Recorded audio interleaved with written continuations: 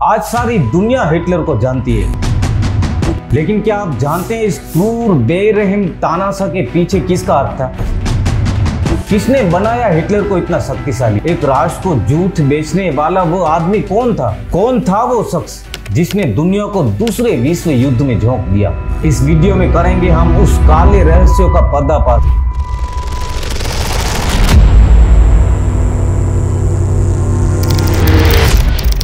दिन था 29 अक्टूबर 1897 जब जर्मनी के रेट में एक कैथोलिक परिवार में बच्चे का जन्म होता है, जिसके पिता एक सामान्य फैक्ट्री में क्लर्क थे। इस शख्स ने बॉर्न और हिडेनबर्ग के विश्वविद्यालय में पढ़ाई की। सन 1921 में इसको डॉक्टरेट की उपाधि भी मिली। यह बच्चा बचपन से ही एक पैर से लकवाग्रस्त था। इसके माता पिता की इच्छा थी कि वो बड़ा होकर एक कैथोलिक पादरी बने, लेकिन इस लड़के को कुछ और ही पसंद था। बड़ा होकर स्कूल में शिक्षक के रूप में काम किया, पत्रकार के रूप में भी काम किया। पत्रकारिता में जब उनके लेख लिखे जाते थे तो उस लेखों में यहूदी विरोधी भावना साफ साफ झलकती थी। इस बच्चे का नाम था जोसेफ गोएबल्स। गोएबल्स ने अपना खर्च चलाने के लिए किताबें लिखी, लेकिन ये ज्यादा दिन नहीं चल पाया।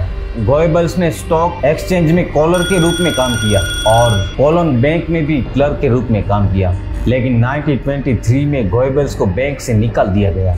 इसी टाइम 8-9 नवंबर 1923 में हिटलर ने म्यूनिख पर कब्जा जमाने की कोशिश की, लेकिन वो असफल रहा, जिसके कारण हिटलर पर राजद्रोह का आरोप लगा, जिससे हिटलर को प्रेस कवरेज मिली। हिटलर को कोर्ट ने 5 साल की सजा सुनाई, लेकिन हिटलर 1 साल में ही बाहर आ जाता है। इसी समय गोएबल्स ने हिटलर के भाषण सुने और नाजी पार्टी की ओर आकर्षित हुआ। कहा जाता है कि इसी दौरान 1924 में गोएबल्स ने नाजी पार्टी ज्वाइन की और उसका सदस्यता नंबर है 8762। शायद यही वो काला दिन था जो आगे जाके जर्मनी के लिए बहुत ही गंभीर परिस्थितियां खड़ी करने वाला था। नाजी पार्टी और गोएबल्स की विचारधारा सेम टू सेम थी, जिसकी वजह से गोएबल ने जल्दी ही नाम कमा लिया और वेमर में आयोजित पार्टी कांग्रेस में भाषण दिया और हिटलर के लिए योजनाएं बनाई। उन्होंने हिटलर की रैलियां फिल्माने के लिए व्यवस्था की। हिटलर और गोएबल्स की राजनीतिक विचारधारा एक होने से गोएबल्स को प्रशंसा मिली और गोएबल्स हिटलर के लिए भाषण तैयार करने लगे। भाषण का रिहर्सल किया जाता था। भाषण के आयोजन स्थल को पार्टी के बैनरों से सजाया जाता था और भाषण में पहले से ही कोरियोग्राफ किए गए हाव भाव को दिखाया जाता था। लोगों का ध्यान केंद्रित करने के लिए लोगों को वर्दियों में बुलाया जाता था। 1927 में यहूदियों के खिलाफ सार्वजनिक मंच पर बोलना शुरू कर दिया, जिससे हिंसाएं भड़की, मानहानि के मुकदमे चले। फिर भी यहूदियों के खिलाफ लगातार अभियान चलाया। अक्टूबर के अंत तक गोएबल्स के सार्वजनिक मंच पर बोलने पर प्रतिबंध लगा दिया गया। 20 मई 1928 को चुनाव हुए और नाजियों की बड़ी हार हुई, लेकिन 2 साल में ही महामंदी के कारण 27 मार्च 1930 को सरकार गिर गई। इस महामंदी के कारण बेरोजगारी इतनी इंक्रीज हुई कि लोग हाहाकार मचाने लगे और गोएबल्स ने इस मौके का फायदा उठाया और गोएबल्स ने न्यूज प्रकाशनों पे कब्जा कर लिया। गोएबल्स ने तमाम मीडिया में हिटलर को इतना ब्रांड के रूप में दर्शाया।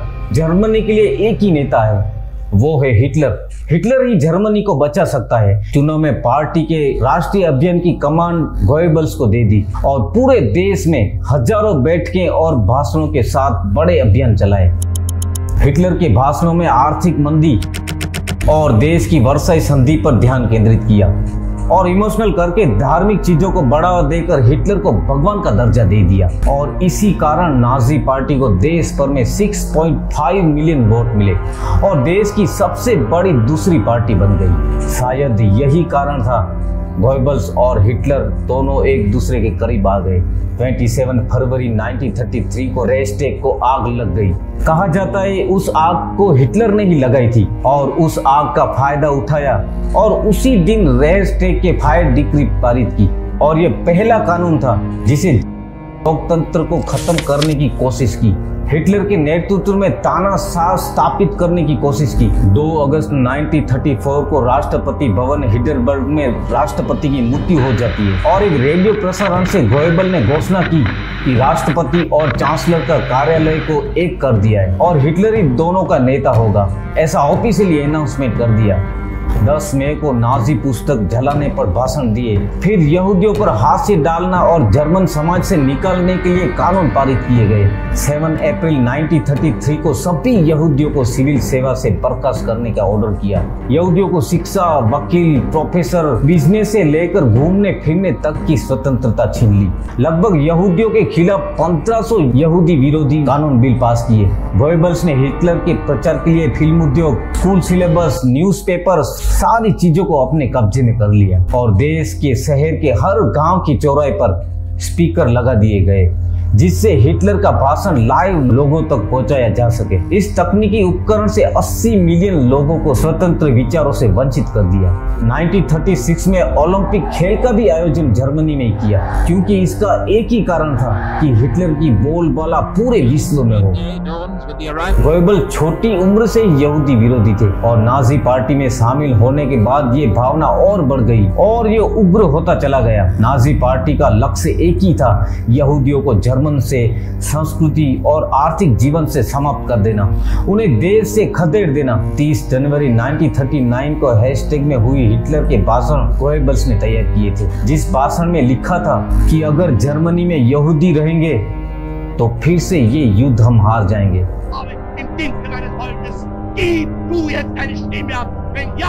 सितंबर 1939 को पोलैंड पर आक्रमण करने के साथ ही दुनिया को दूसरे विश्व युद्ध में झोंक दिया।